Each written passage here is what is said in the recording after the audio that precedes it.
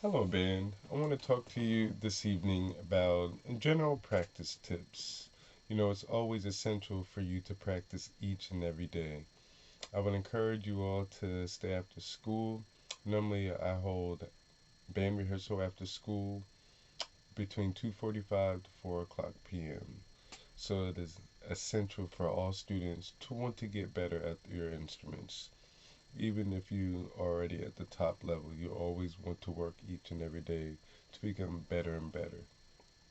First general tip: practice at the same time each day whenever possible so that it becomes part of your daily routine that you are less likely to overlook. So, practice at the same time. So, even if you're in sports, dance, anything like that. So, uh, say for instance, you're in beginning band. You want to practice around the same time every day. Let's take 5 o'clock. You always want to set that time aside to practice for at least a half hour to 45 minutes each and every day. Most importantly, break your practice time into 2 or 3 shorter periods during the day if you're practicing for long duration. So you don't want to over practice. A half hour to 45 minutes each day is a really good. While this is helpful for you, you must work around a busy class schedule. Its main benefits of practice prevents you from becoming mentally and physically fatigued. That's when you get tired. So I wouldn't recommend practicing for 2 hours a day, between a half hour to 45 minutes each and every day.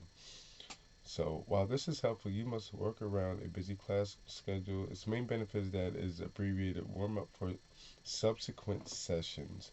All I'm trying to tell you is if you practice 15 minutes here, probably a half hour later you practice 15 minutes. So all collectively it is you would practice for at least a half hour. Know your own tendencies and take the time into account in deciding the order in which you will work on music. So, in the Standard of Excellence book, we're working on page 7, example number 12 through 14. So, you want to practice in order. So, if you want to practice 12 and 13, then that's fine. That is the order. So, since 12 through 14 follow a logical number order, then I would practice in that particular order.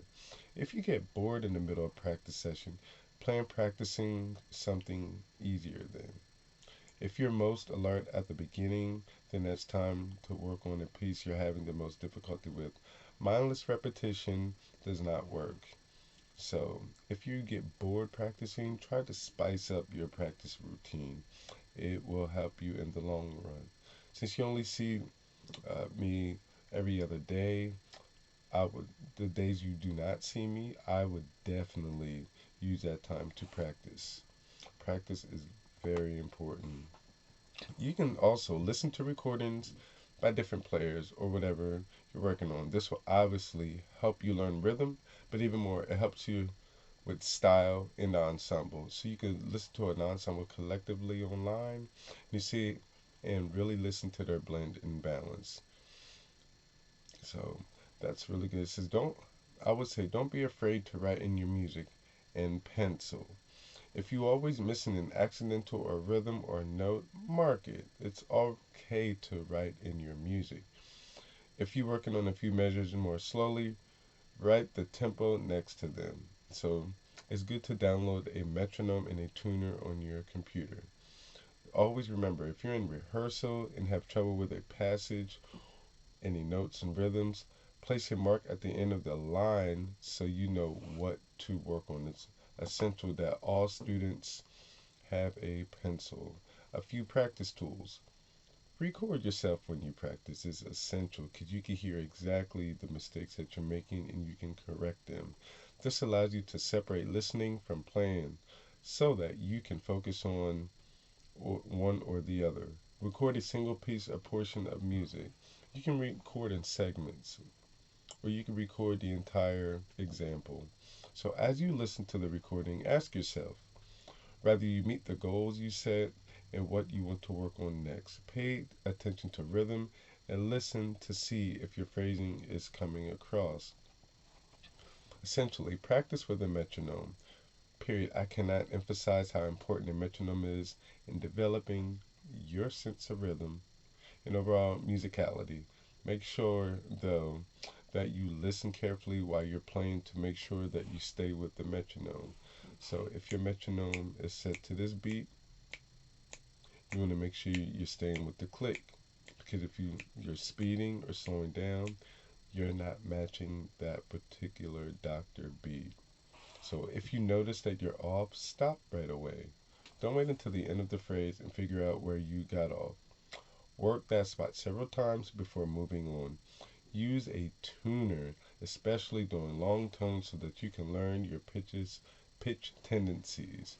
So we want to work on balance within the ensemble.